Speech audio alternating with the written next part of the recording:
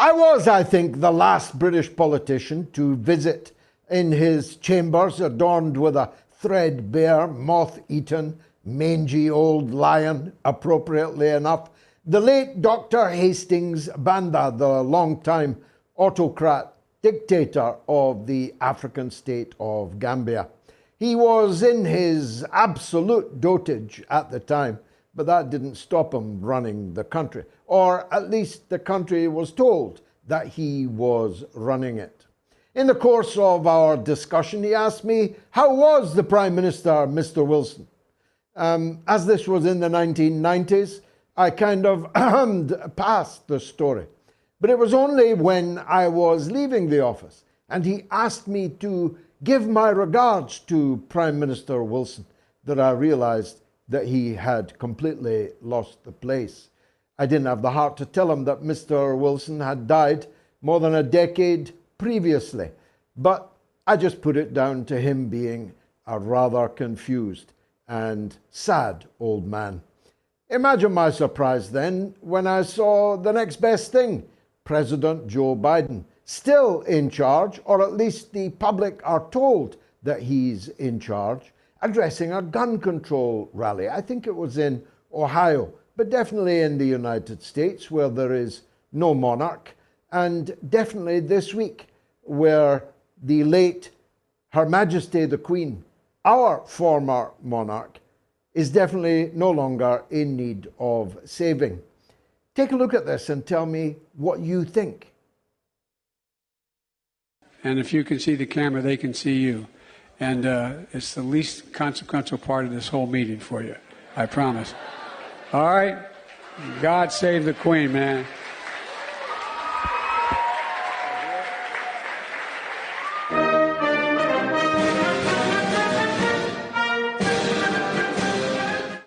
I promise.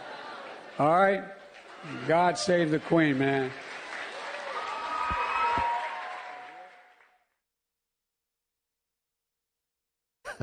I don't know whether to laugh or cry. I suppose one of my questions tonight is, do the American people see these videos, or are they only available on the increasingly successful Twitter platform, transformed by Elon Musk, not least the fortunes of one Tucker Carlson, who now has made 4 10-minute broadcasts for Mr. Musk on Twitter. I presume unpaid, because Rupert Murdoch is still Carlson and ordered him to cease and desist. I presume the defense was that this was not work but pleasure. Anyway, he's made 4. 2 of them have had 100 million viewers. I don't know what the other one got, but the 4th one, which is actually the best one, has the least number of all, although that number is rapidly climbing towards 30 million people.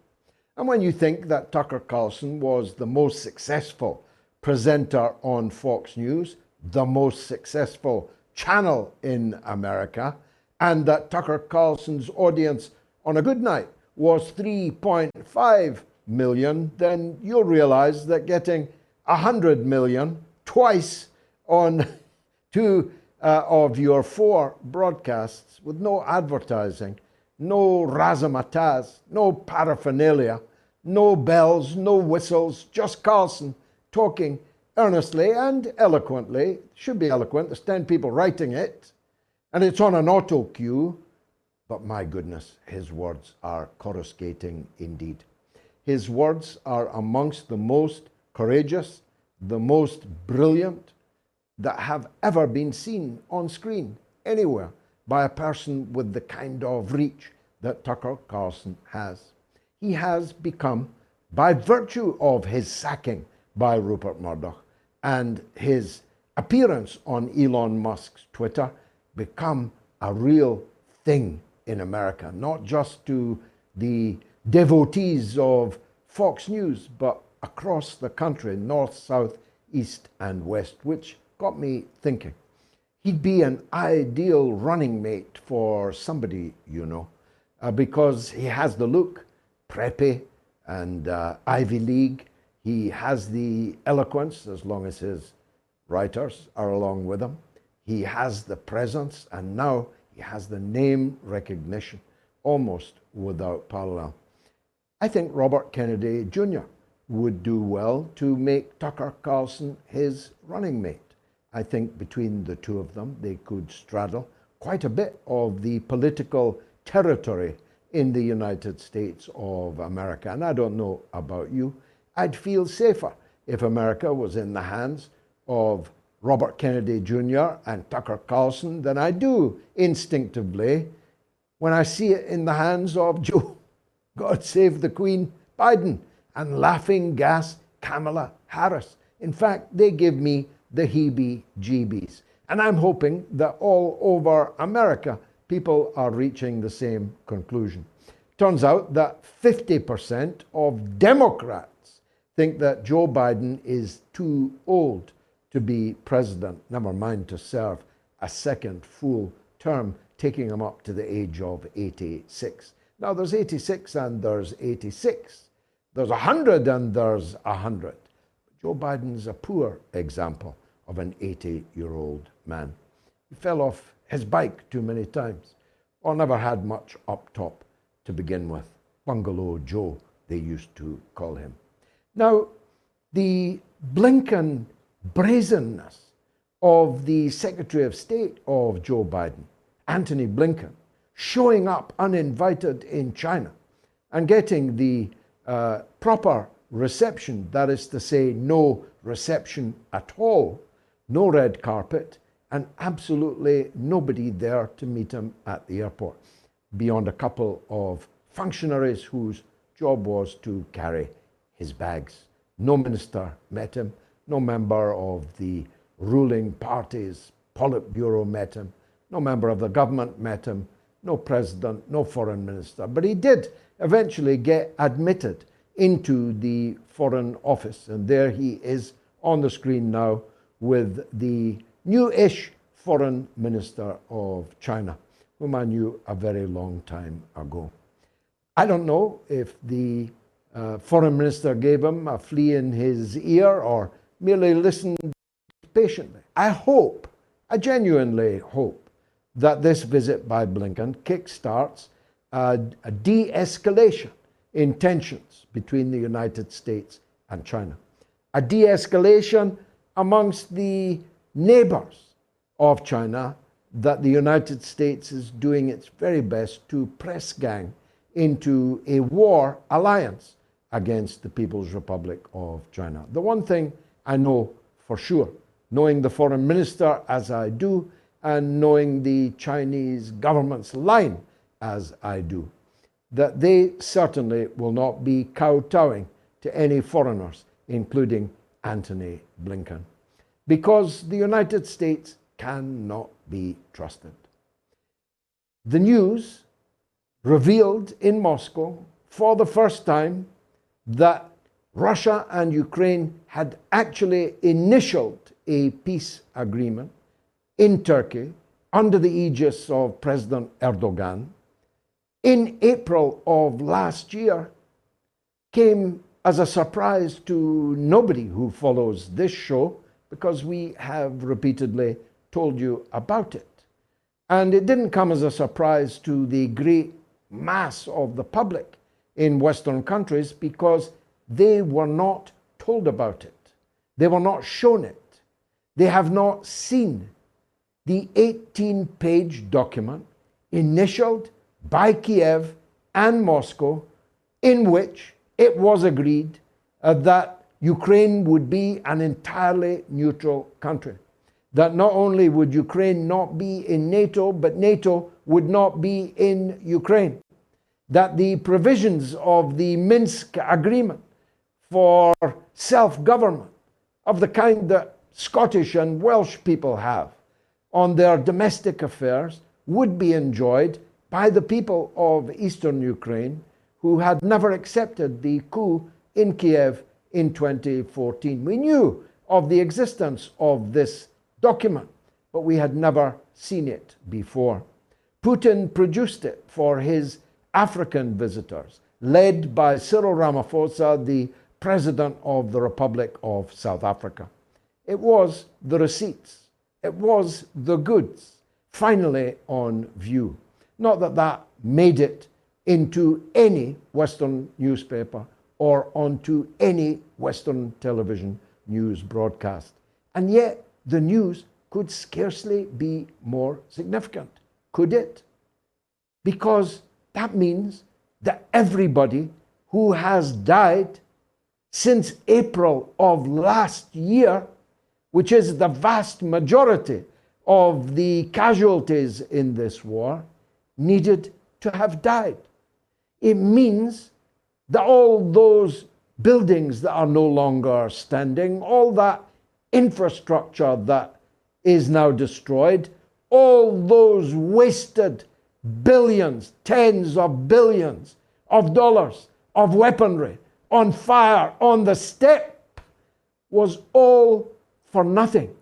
All could have been avoided. Now, that's a big story, right? Even if you want to try and debunk it, it's a good story, right? Why would the entire Western media fail to report the presentation of an 18-page peace document in Kiev and Moscow? Well, the answer, in a way, is simple. Because that agreement was deliberately forbidden, scuppered, wrecked by none other than Boris Johnson, who was dispatched by, presumably, none other than Joe Biden and Antony Blinken, who sent Boris Johnson to waddle the streets of Kiev, pretending he was in a war zone, in order to warn Zelensky that he must not sign the document that he had just inked and initialed in Istanbul.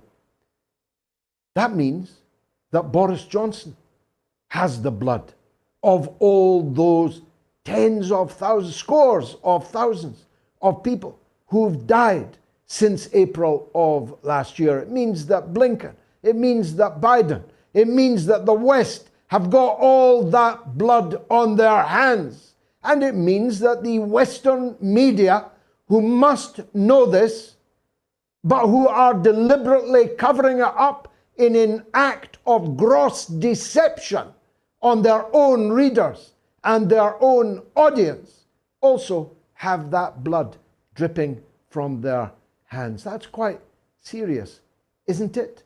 At least it seems so to me. Africa is in the news, not just because it went to Kiev and Moscow.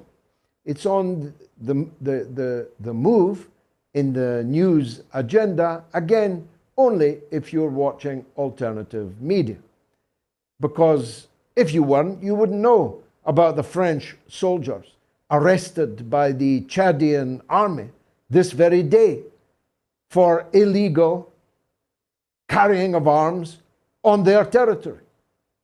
French soldiers, the French Foreign Legion, having long ago now been kicked out of Chad, were captured in Chad, fully equipped, fully armed, indeed armored. Africans won't put up with this anymore, you see. Colonialism is dead. They wish no ill necessarily on the people of the former colonizing countries, but they don't trust them.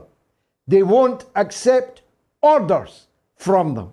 They will no longer accept a neo-colonial relationship with them. And above all, they refuse to hate China and hate Russia at the behest of the very countries which raped and pillaged their land and their people, which looted them for centuries, stripped everything they could carry, and put them in the holds of their boats, including, of course, millions of African people themselves, transported into bondage, into slavery. And when you think about it, it takes some brass neck to show up in Africa on behalf of, from countries that, in the European case, were the rapists of Africa and lecture them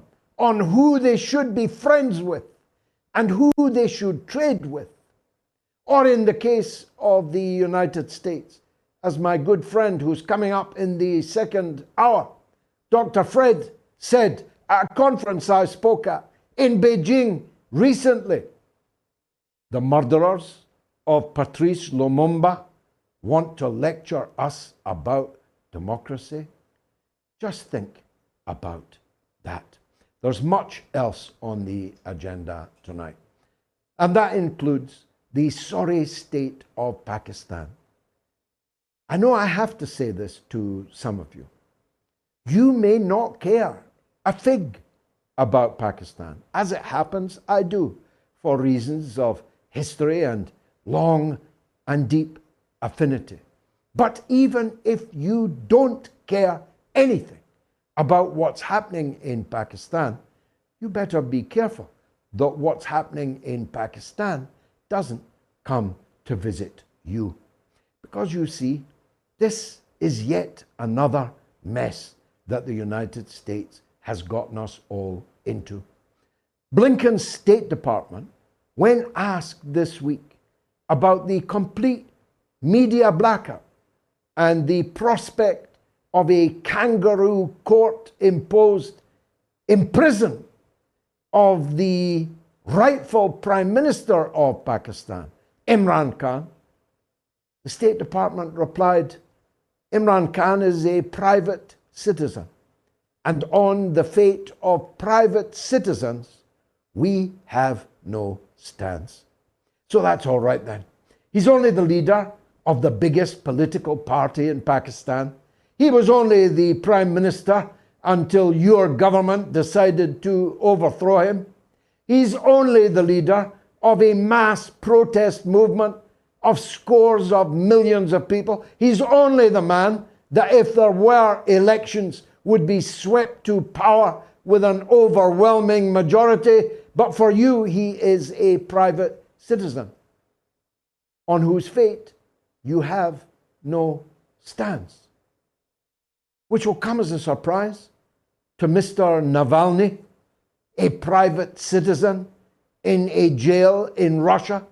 Will come as a surprise to Mr. Juan Guaido, a private citizen to whom you gave or tried to give billions of dollars of his country's sovereign wealth as a thief who's now a student in a Florida university. That's what I call a private citizen.